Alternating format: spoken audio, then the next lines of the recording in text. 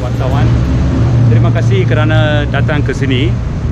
Ini kawan-kawan kita ini daripada Cangkat Kinding, satu kawasan di antara Cemor dan Tanjung Rambutan.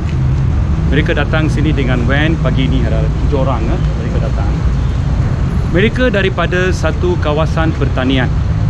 Kawasan itu dibuka oleh nenek datuk mereka sebelum Perang Dunia Kedua, in the 1930s. So ada antara mereka yang dilahir di kawasan itu, before the BRICS plan, mereka dilahir di situ. Tapi lepas 50-an, mereka semua dikumpulkan di kampung-kampung barulah, Cangkat Kinding, Tanah Hitam. So mereka sedang keluarkan banyak jenis makanan lah. So kita macam dia sudah buat apa-apa jenis makanan mereka. Dia ada orang yang buat ikan, ikan jagung yang kita pakai untuk bagi makanan untuk ayam, keledi, macam-macam lah, sayur, buah. Ada juga kolam-kolam ikan.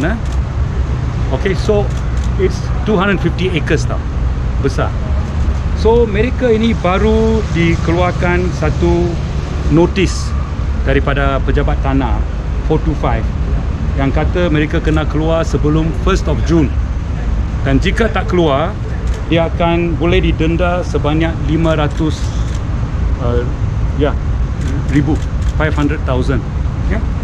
nombor 2 itu, ataupun dipenjarakan sampai 5 tahun. Memang mereka takut lah, kerana mereka di situ daripada dulu sampai sekarang, kerajaan tak kata you mesti keluar.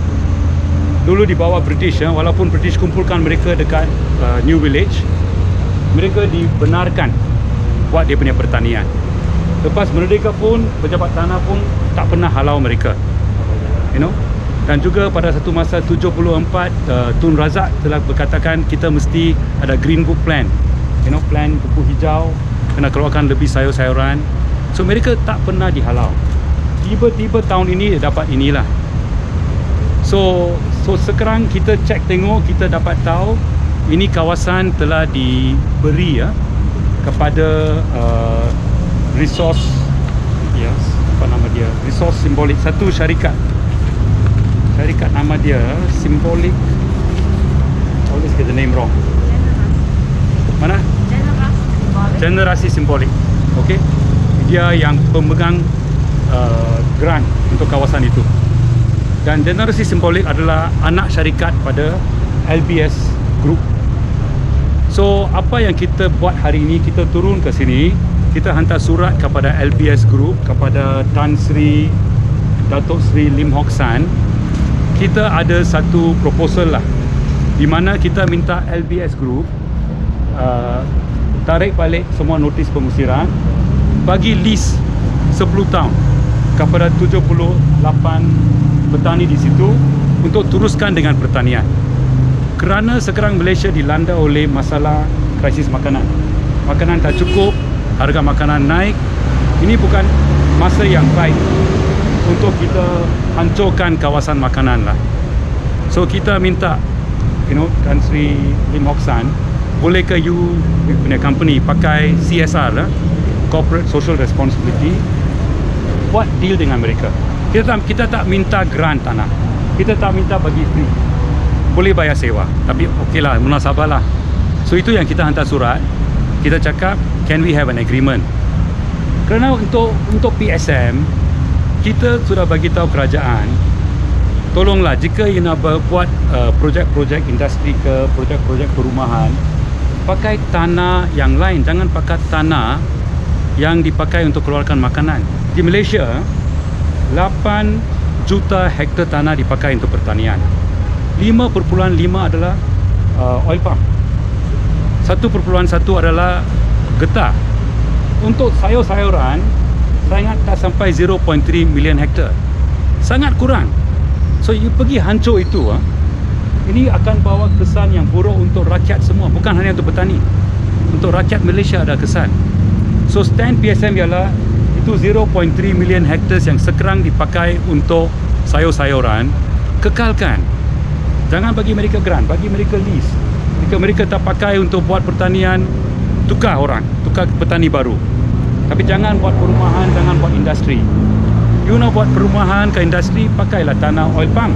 5.5 million hektar itu, ambil sikit dah pakai. So itulah stand PSM.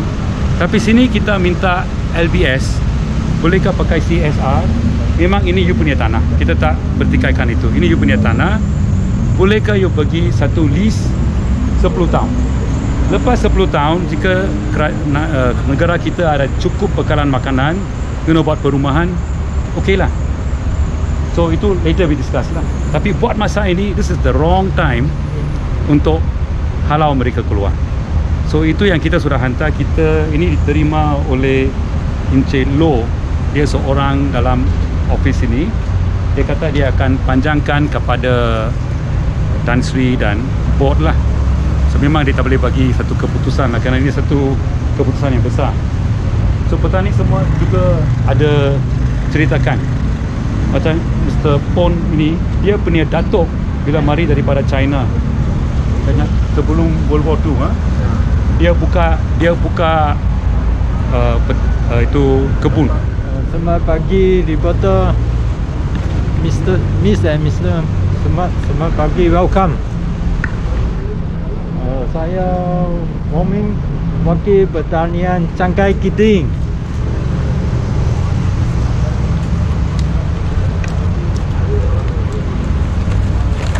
Apa nama tadi? Berkebun sayur-sayuran di Cangkai Kiting, telah pertanian di sini selama 3 generasi. Dan tiba-tiba kami menerima notis daripada pemaju untuk berpindah dalam tempoh 14 hari. Kami berasa sangat sedih kerana jika tempat kami diambil oleh pemaju, kita tidak mempunyai kerja dan pendapatan. Sayur-sayuran kami juga dihantar ke pasar. Untuk penduduk di sekeliling, kalau tidak ada petani, orang kampung di sini tidak ada sayur untuk makan. Oleh itu kami mohon agar pihak kerajaan membantu kami jika tiada tanah untuk bercucuk tanam. Banyak masalah yang ditimbul dan nama yang akan kehilangan kerja. Bukan sahaja berkebun, tanah hitam yang mengalami masalah sebegitu, kampung lain seperti Kantan Baru dan Kuala Kuang serta kawasan Jumbo jika mengalami masalah sama. Jadi kami berharap supaya dapat terus bekerja seperti biasa atau ada tempat baru untuk melibatkan petani dan biarkan kami terus bekerja. Okey, terima kasih.